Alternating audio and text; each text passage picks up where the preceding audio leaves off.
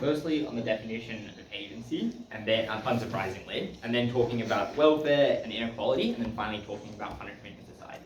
Firstly, in terms of the definition of agency, because I think they try and pull like a sleight of hand here. They're like, it means you have like maximum choice, so like if you're poor, you could choose to become a billionaire all of a sudden. Obviously that's not the case.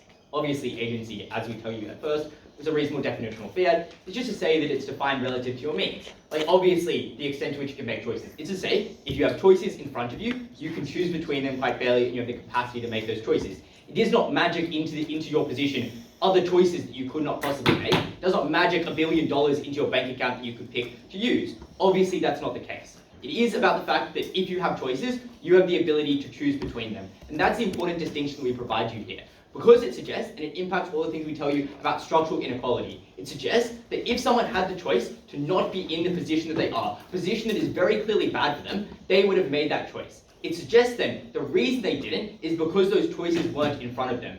If you believe that people have the maximal ability to engage in agency, to make choices for their own interest, it is unclear how they end up in positions that are bad for them, unless it is not their fault and it was the fact that choices did not exist for them. What exists, and they say it's like systemic issues that people choose to do things instead. No, that is what we suggest exists when you believe people have high agency, because the idea that you have agency, the idea that you have the power to make choices, suggests the fact you are in a bad position is because that choice did not exist in front of you. Because agency is the ability to take a choice that exists in front of you, and the fact that choice does not exist does not deny the fact that you still have high agency to pick between the choices that are around you. Instead, a lack of agency suggests a structural and innate issue with the person themselves. It suggests the reason someone engages in criminality is because they are a criminal, because they were born a criminal and they're more likely to do crime because of that fact. Because you are a person of color, you are a criminal and you're more likely to join a gang and you're more likely to engage in gang crime. That kind of thing is the narrative that exists on their side, because it is the idea that the person is in this position because of who they are, because they didn't have agency over that choice, because it is not within their power to decide not to be a criminal, because it is something like that is innate to who they are. And that is the problem this team fails to contend with.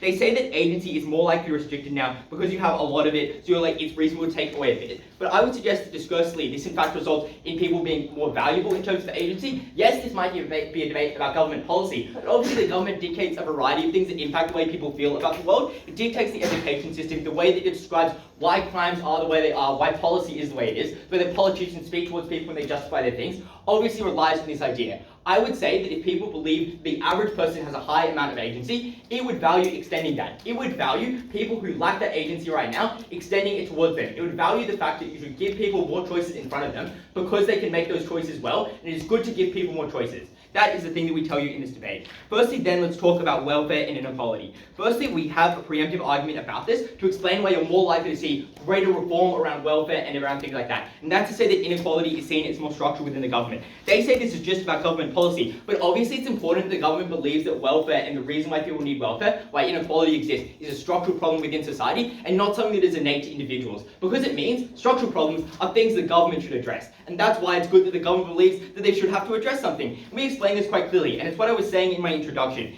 is that people have the ability to make choices. The fact that they are in such a downtrodden position, that they are poor, that they are homeless, suggests they did not have the choices in front of them, and they ought to be granted the ability to make choices that are good for them. And that means the reason why they're in those positions is one of structural inequality, that they did not have the choices that were good for them. Furthermore, though, we explain, what is important in this debate is about how you actually get provided those resources if you believe this metric as to how much the government provides welfare resources. But firstly, I'll respond to what they said here, which is just to say it's less provided because people are being able to see it's like you can just choose to increase your social mobility. But obviously this is, as I said before, untrue, because it's relative to someone means, it suggests people have the choices they can select between them. And furthermore, we preempt this independently of both things that I've said so far, which is just to say that it is good for the government to do welfare. Independently if someone chose to be poor or whether or not you believe that, it's good for them to bring people out of poverty so that you don't have to pay for their healthcare and things like that so they become functioning members of the economy and increase the tax base. Those kind of things will exist on either side. We explain a discursive reason as to why they care far more and believe that it is their fault why this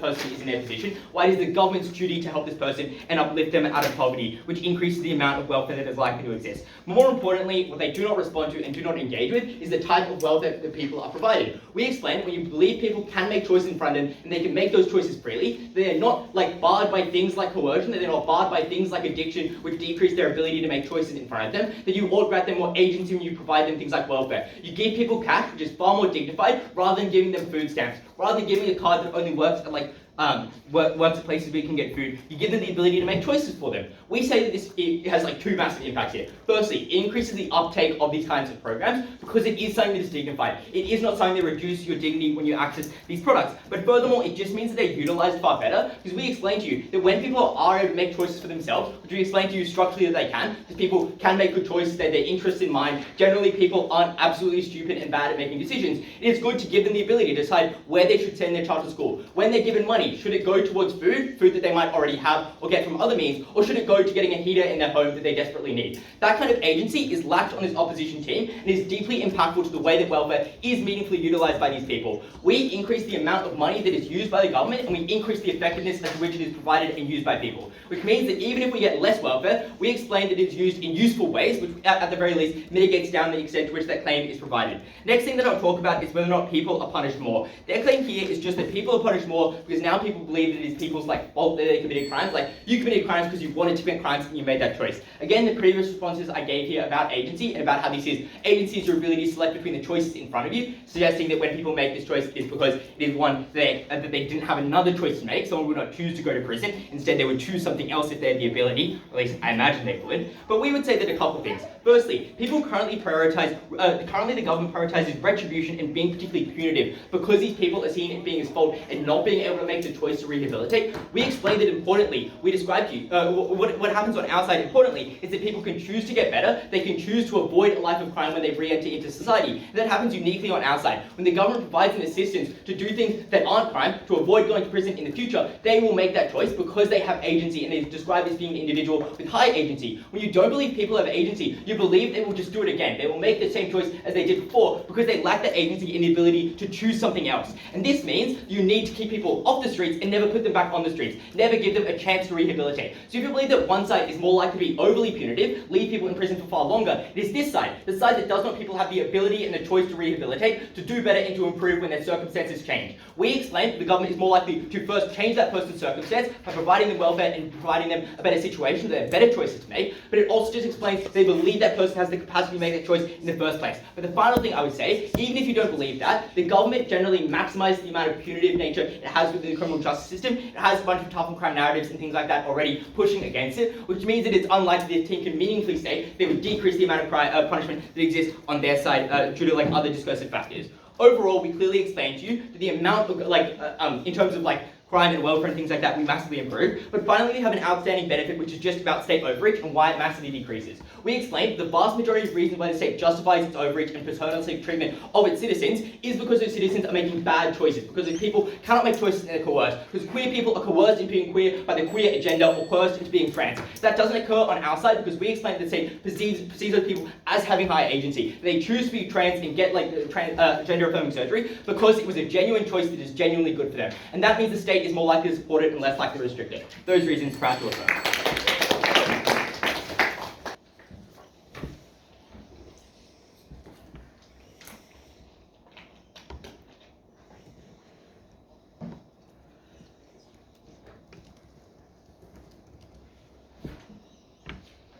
I think it is a sign that a team is losing when they come up and that aggressively, uncharitably characterize everything Tom says. The stuff that Will gets up and is like, oh, but Tom talks about, you think you can become a billionaire overnight coming out of poverty. I want to ask, did any of you in the room hear it? It was probably only Will. I doubt that he heard it himself. This is just a strategy because this team is losing. First I'm going to deal with setup. Secondly, I'm going to explain how you get less sympathetic policy for the disadvantage. And then thirdly, I'll explain how this leads to government infringing on agency more.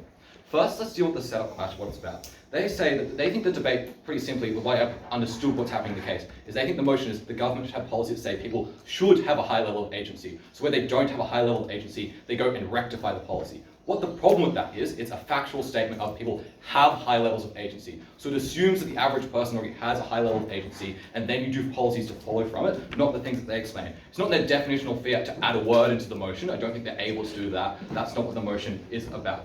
But I know that Will's like, oh, this team disagrees on what agency means. That's not what the actual setup clash is. He's making a fake one to skirt around the real one. That's what it actually was. The next thing they say is that agency means you make good decisions. Obviously, agency also means you have the ability to make bad decisions. This team keeps focusing on you make good decisions all the time, and that's what policy is. No, you believe people make the decision to become drug addicts and therefore you should punish them for that. They also make the decision to make bad decisions. And because, as we explain quite well, when you think people make bad decisions more with their intent and with more agency, you over-punish them for those decisions because it's seen as something that they were able to opt into.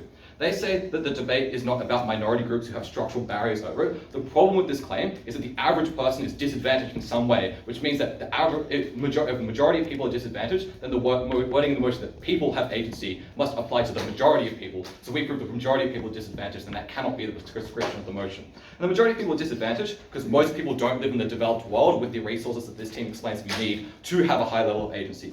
50% of people are not men, 10 to 20% of people are queer. I note that the top 1% of wealthy people in the world own more than the bottom 50% of people. What that explains to you is that the prescription they give that this debate is not about people who have structural barriers does not work, because the motion is people have agency, so that's about the average person, and we explain the average person's disadvantage. This definition is no longer able to work in the debate.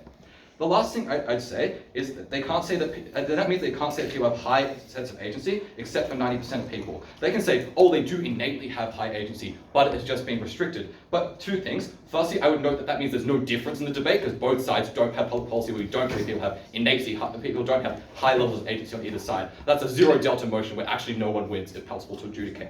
But I would say the second one is it's a statement of fact. So to look at the world now and to evaluate what's like. So it goes, people have high agency is an observation to look at the world. Not people would have high agency if insert thing did not happen. It's not what the motion's about. It's about do people currently have high agency? Obviously that's the plain reading of the motion. This is not something they can definitional fear in skirt their way around. They have to deal with that as being the way it is about. So that said, I'm going to talk about how you get less sympathetic policies for disadvantaged people. I will add the mechanism that Tom was going to give you. It says that it's able to point to sets of people who are able to get past their disadvantage because they have the agency to choose it. We came from very similar social economic stances to other disadvantaged people and says, well, you did not choose to get out of your poverty like that person did. It's not they didn't become a billionaire, obviously uncharitable. It's you didn't get a public service job, you didn't go to TAFE and then be able to get this certain job. That's what it's about. It's about people not doing simple things. But it's about saying things like women, doing the gender pay gap as women choosing lower paying jobs rather than suffering discrimination at the hands of men. That's the way that they view those public policies and rectify them.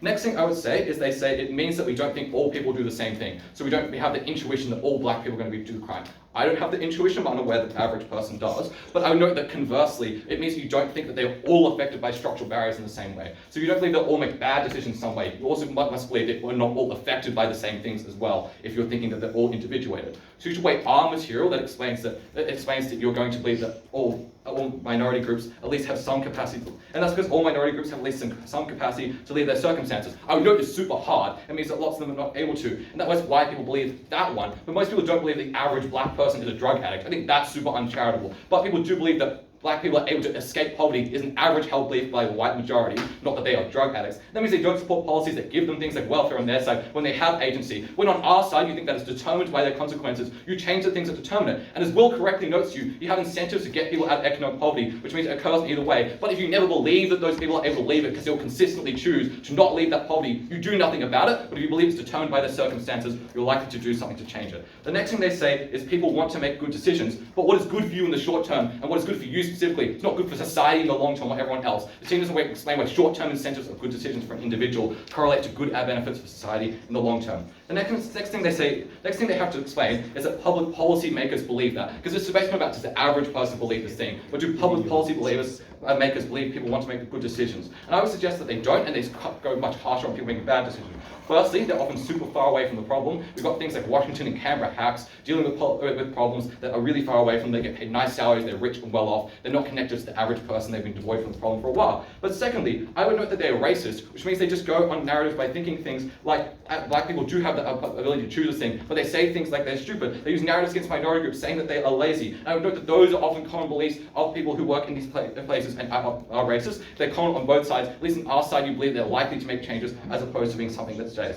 Next thing they say is determinism suggests that someone cannot change and they're an innate criminal. No, it suggests that action was determined, but they can have different actions in the future if you change their circumstances. That means you have more incentive to change their circumstances. I simply ask you, are you more forgiving of a criminal who you think you think did a crime because they wanted to, or they were forced to do the crime? Which one are you more likely to change the circumstances of? Obviously, if you think it's determined, you're more likely to fix it. That means we're less likely to get harsh sentences. I would note things that over-policing is awful. Going to prison really sucks to the average person. We are the one who's less likely to get long sentences for doing things like weed, less restrictions on abortion. The next thing that they say is people use services more when the government assumes that they have a choice.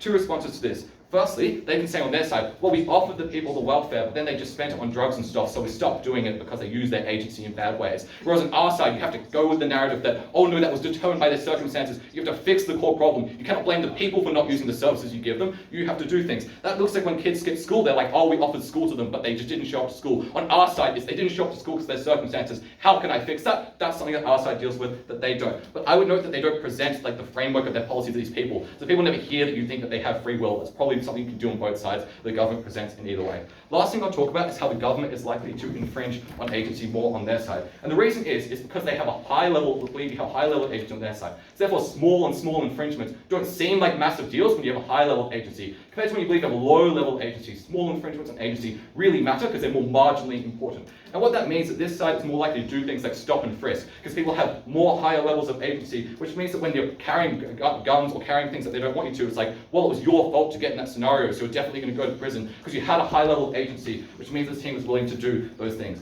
They say that they do better types of welfare. The only reason they give that type is better is the human dignity of it. I'm really unclear and vague on what this means. Maybe sometimes we give people food stamps, but that guarantees they eat. It means when they do make bad decisions, maybe that is bad that they don't get the dignity. But we probably specialize to the people that we know in determined circumstances more likely to make bad decisions for them, and we guarantee that they're able to eat. Maybe this isn't like debating work, but I think it's a willing argument that they're able to get, that people get certain benefit on our side.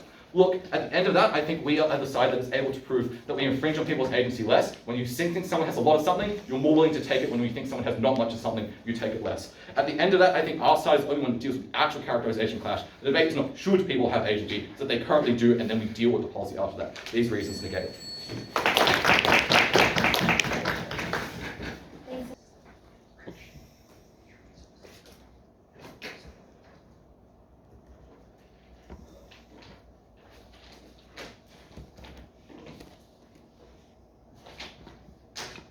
Good to go. Great. Oh, should record not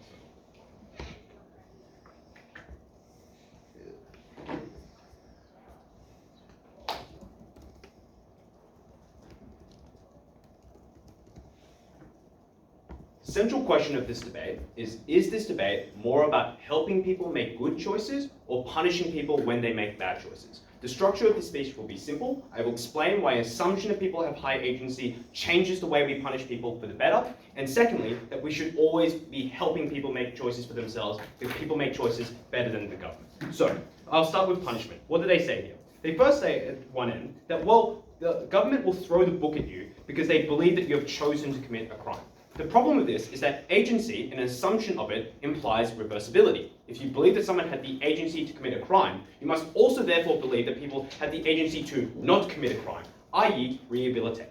Why is that very, very important? It's because, in their world, when the assumption is that the people who commit crimes do not have the agency to not do so, that means that the focus of your criminal justice system experience is always one that is punitive and counterproductive. It means that, for example, sentences are longer because you calculate sentences purely on the basis of we need to punish them for as much as we can, because rehabilitation is out of the question because you do not believe they had the agency to rehabilitate, because agency was out of the question. It means, for example, a refusal to decriminalize drug use because you don't believe that people are able to moderate their recreational drug use, which means you send teenagers to prison after 3 strikes of drug laws because that is the paternalistic way you deal with that problem, rather than deal with the things like, for example, drug therapy services, which are more voluntary and are more opt-in. That is why the assumption that people have high agency changes the way in which punishments work. If you believe that punishments are bad, the worst forms of punishments are the ones that are paternalistic rather than the ones that uphold and respect people's ability to change, which is why that argument works against them.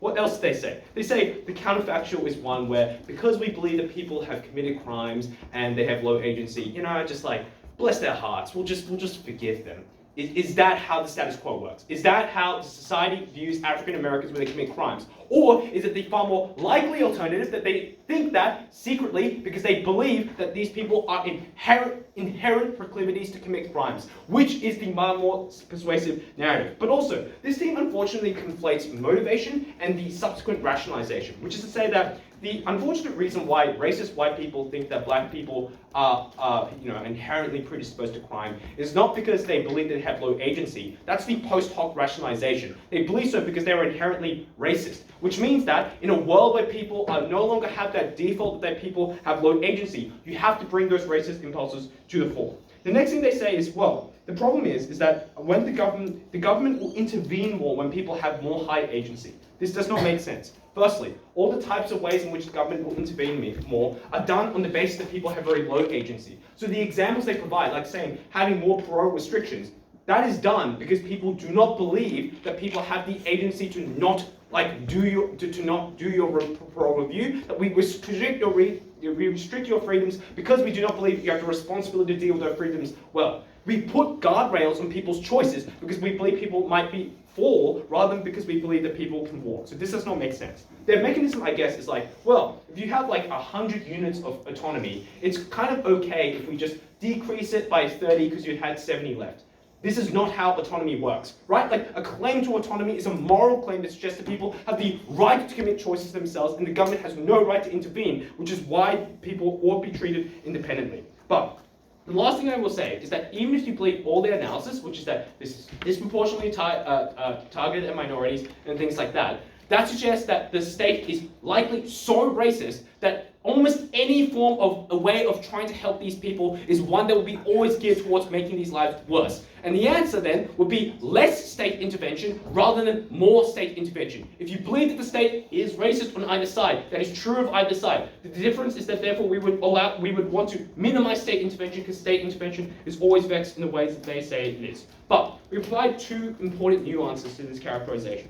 The first thing that we say is that the incentives for the state to maximally punish people are maximized. That's to say, it's due to things like white people's kind of concerns of public safety, things like that, that's maximized. So this debate only takes place and kicks in the rare instances where the state is willing to help these people, which is why punishment does not change, because the incentives to punish people maximally stay the same, but this debate changes the tenor and way in which we help people when we decide to help people. But secondly, we obviously increase sympathy for the disadvantaged.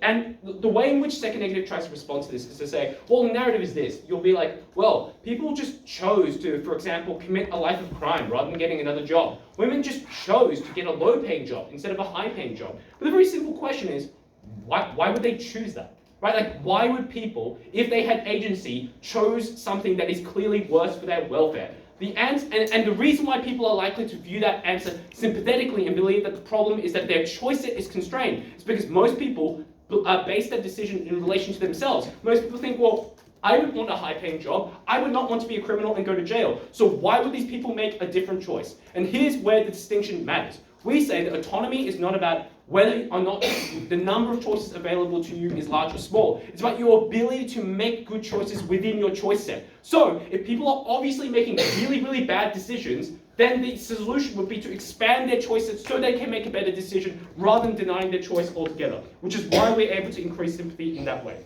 So what I've hopefully already successfully shown is that the ways in which people are punished are the worst when the assumption is that people do not have agency. Now I will win separately on the issue of why we just simply help people make better choices. I will first prove that the people they say don't have agency do in fact agency, so obviously we should help them. And next, even when their agency is impaired, the answer is not more paternalism, it's more freedom. So, why do people they say don't have agency do have agency? The only mechanism they give is just that, well, they're disadvantaged, right? That's it, like genuinely. At second negative, they're disadvantaged and a lot of people are disadvantaged. But they never actually explain why disadvantage means that you do not have the ability to make good decisions. It does not explain why disadvantage only minimizes your overall choice set. It does not explain why you're able to make bad decisions within that choice set. They don't explain why people don't have the information about their own interests. They don't explain why people have the knowledge to then act on those interests because, for example, they understand what job opportunities they are in their area, which is why they can make a better choice of when to live as opposed to the government that implements mandatory housing vouchers wages, they're better able to spend their money as opposed to getting food stamps, because what they don't need is a food stamp. They need money to pay for a heater in their home because it is very, very cold. They have no response to that argument. The last thing that we would say is that even when the agency is impaired, they don't actually explain why the solution would be to restrict their freedoms. There's a number of problems with this. The first is that people do not respect and engage with the government. The government is unwilling to reciprocate in kind.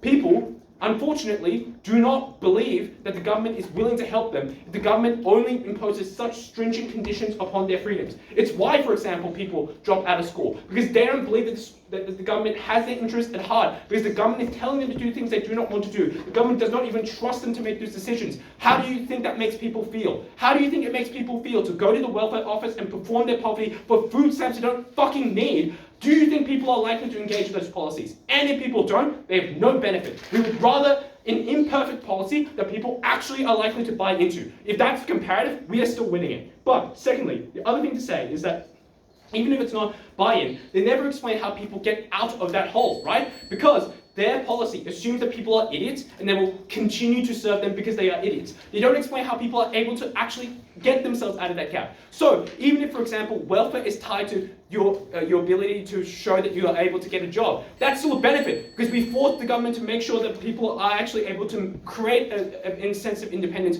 rather than perpetually assuming that they can't make decisions for themselves. We are very proud to propose.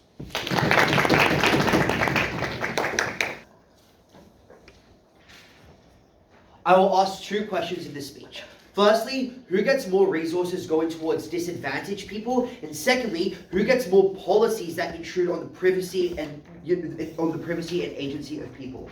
On the first question, what I want to know is what is uncontested in this debate is the impact. People believe it is unambiguously good for having more resources going towards disadvantaged community. Therefore, the team that will win this clash is a team that can explain the direction that those resources go in. Side Negative's claim is incredibly simple.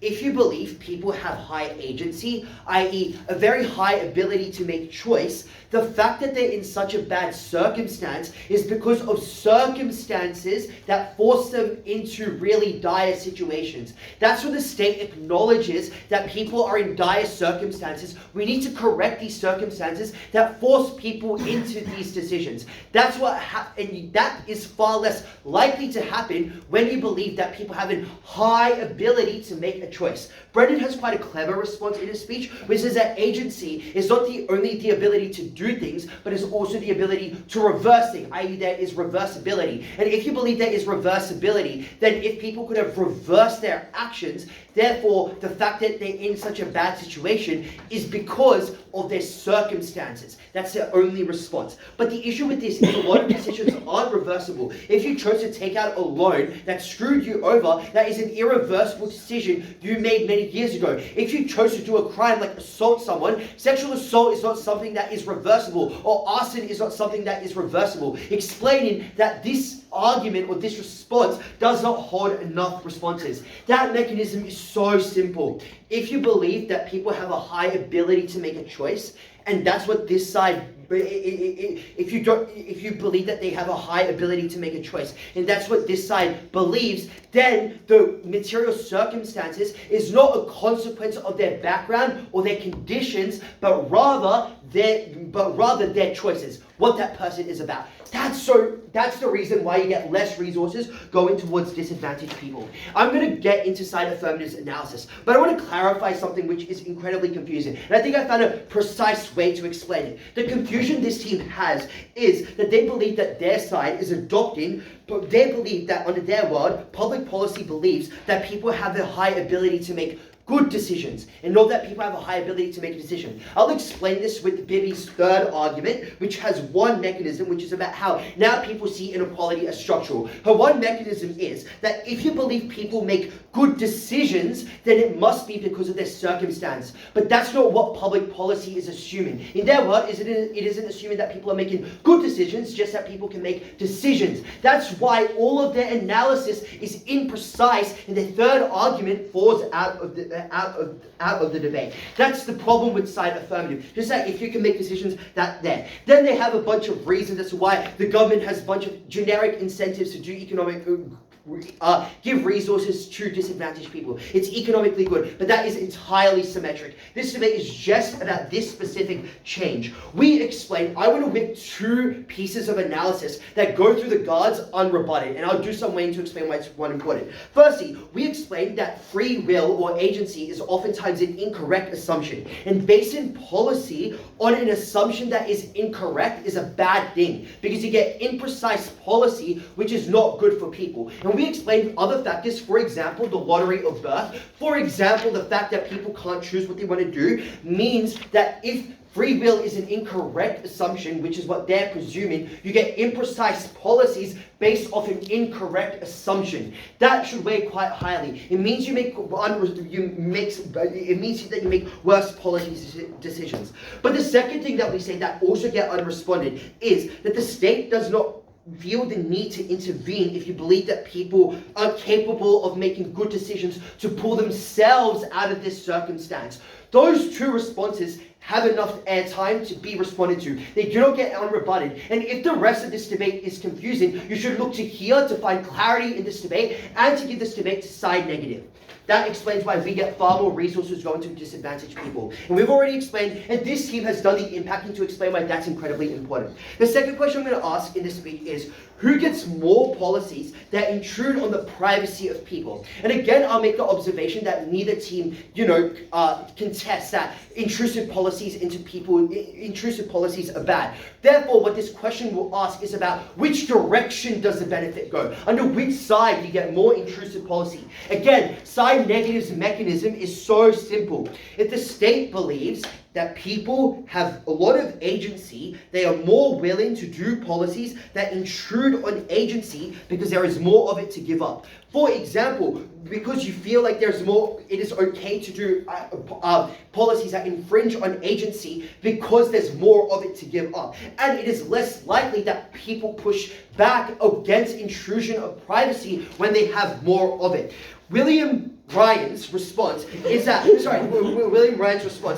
people value agency when there is more of it. But this is crucial. But I think it is the opposite way. You value a thing when you have less of it, when it becomes more scarce. Which is why, for example, people protested after the shooting of George Floyd when they felt like their agency was at a limit. Or people protesting against ICE. People are likely to give more backlash when they have less agency. And therefore, if the government presumes that people have more agency, they are more willing to do policies that intrude on privacy because they feel like they will get more backlash for it. That's the mechanism. Now, Brendon's second response is that the government intervenes less when they believe that people have the ability to make a good decision, when they believe that people are making good decisions. But the issue with this is it deals with the distinction that this team is not getting. They're not wrapping their heads around. It's not that they're presuming that the change in the debate is public policy now believes that every person makes a good decision, right? But that's not what the debate is about. It's about whether or not they're making a decision in the first place. And therefore you can make bad decisions as well. Third Affirmative's final claim is that under their world, people are like, this is their final claim at Third Affirmative. They explained it at first, of course, which is that under their world, more people in society in general are likely to make good decisions. But this debate is merely a debate about a public policy choice. How, public policy decision makers adopt policy. This team has not given you any analysis to believe how that would transmit or signal or go back down to the average person. If like a banking regulator makes a change, you need to prove the transmission mechanism to get to the impact of proving how you actually get better policy. At the end of the debate, what did you know? Firstly, if the government believes people have heaps of agency, they are far less likely to do policies that intrude on that agency because they feel like people are less likely to give backlash to it if they have more agency. And the second thing that's crucial to know is that if you believe people have heaps of choice and heaps of decision, the fact that they exist in such dire circumstances is because of their material circumstances. And accordingly, I've answered the question in this debate, which is A, in terms of the direction that more good policy goes, it is side negative, and additionally, more intrusive policy is side affirmative. Proud to negate. Thanks so much for that speech. I'd like like to welcome Ned reply to conclude the narrative. Here, here.